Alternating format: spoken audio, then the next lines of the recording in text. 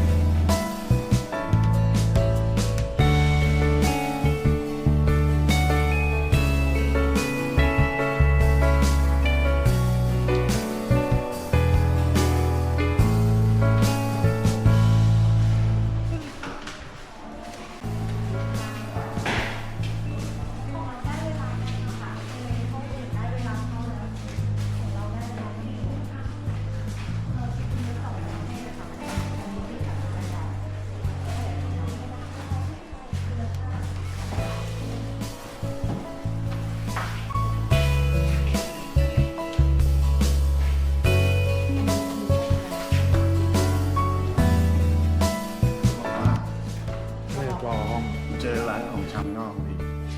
ตรงไหนแยกมันอ่ะ ตรงก่อนถึงจะใหญ่อะ ของลุงเนี่ย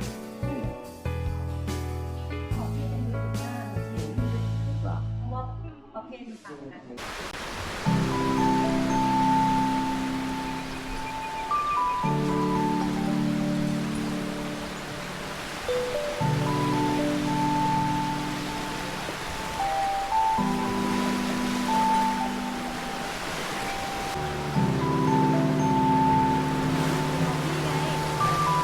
นั่นแหละ ที่เรากินข้าวอ่ะมันจะอยู่ถ้าเกิดเดินไปมันก็จะอยู่ขวามือนะ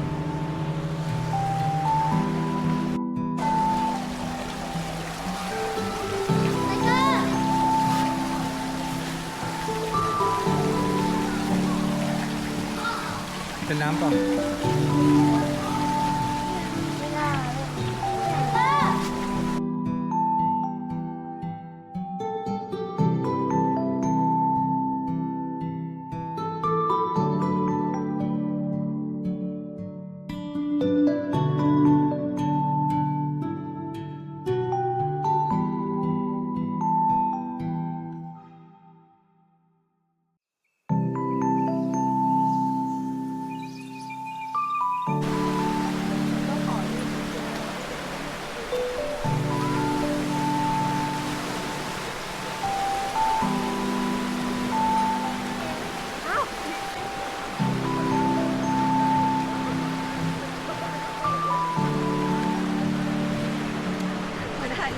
ไปสมัครงาน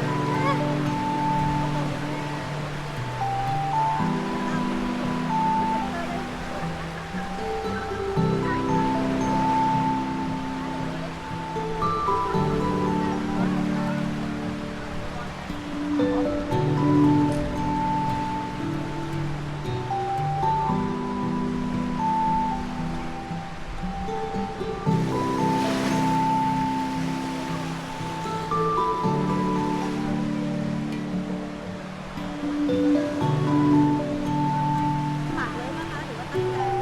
จะให้เป็นสายฝอเหรอคะเบอร์เหรอใช่ค่ะจริงๆแล้วมันจะเละเนี่ยค่ะมันเละด้านล่าง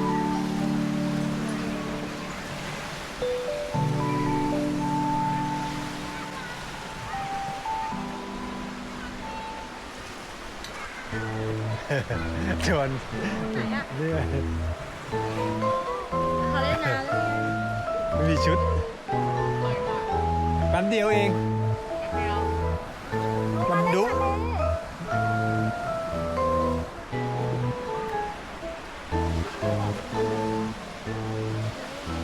แล้วเก่งขึ้นมาเลยวะ อืม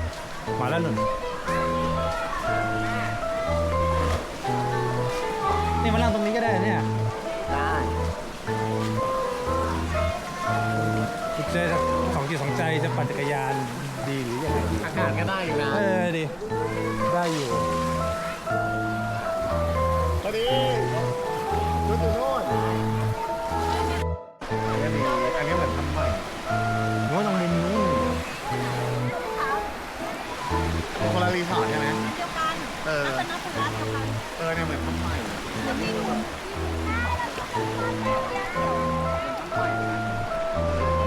ุงไปถามเลย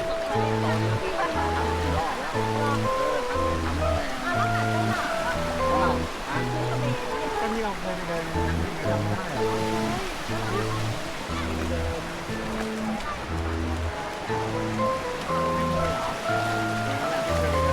เดินปากเนี่ยเดินมันมีเดินปากเลย